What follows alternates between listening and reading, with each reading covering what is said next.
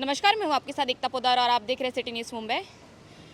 गई रात 2:30 बजे एक पेशेंट जो कोलकाता से आया हुआ था, जिनकी उम्र 81 ईयर्स थी, वो यहाँ पे एडमिट किए गए थे, जिनको ब्रीदिंग और हार्ट की समस्या थी। रात को उनकी बेटी यहाँ पर रुकी हुई थी सुबह 6 बजे तक।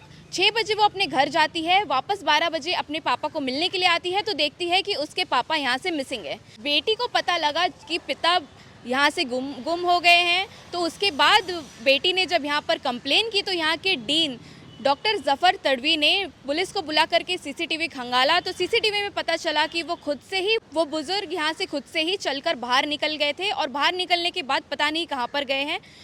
सूत्रों से पता चला है कि वो एक ऑटो रिक्शा में बैठकर कहीं पर चले गए हैं। आइए जानते हैं क्या है पूरा मामला, डीन जफ़र तड़वी की जुबानी। आज पेम्बा अस्पताल से एक पेशेंट गायब हो गया है, इस तरीके की शिकायत की गई।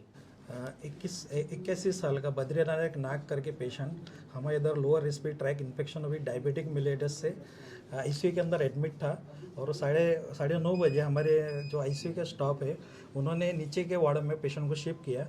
तो डॉक्टर सानप इन्होंने 11:15 बजे पेशेंट को वार्ड के अंदर देखा और उसके बाद 12:15 बजे से पेशेंट रिलेटिव जब मुझे आके मिले 1:30-2 बजे, तो वो रिलेटिव ने बताया कि पेशेंट एब्सकॉन्ड हुआ है और उसके बाद में नर्सिंग स्टाफ बता रहे कि 12:15 बजे से पेशेंट हॉस्पिटल के अंदर नहीं है।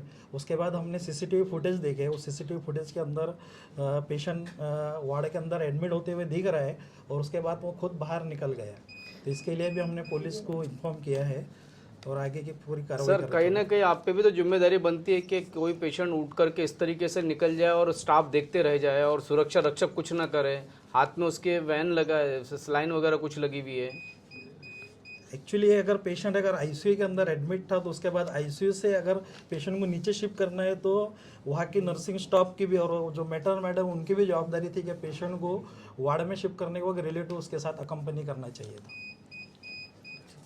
आप जानते हैं कि आपके स्टाफ से गलती हुई है? अभी हम इसके ऊपर अब चौकसी करेंगे, इंक्वायरी करने के बाद जो है वो पूरी कार्रवाई करेंगे।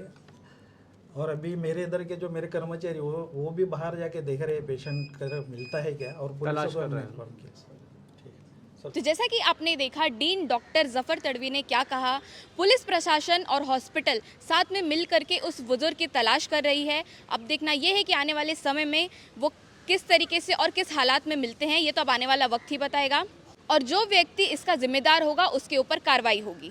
इसी तरह की खबरों के लिए बने रहिए, देखते रहिए मेरे यानी एकता पोदार और शकील शेख के साथ सिटी न्यूज़ मुंबई।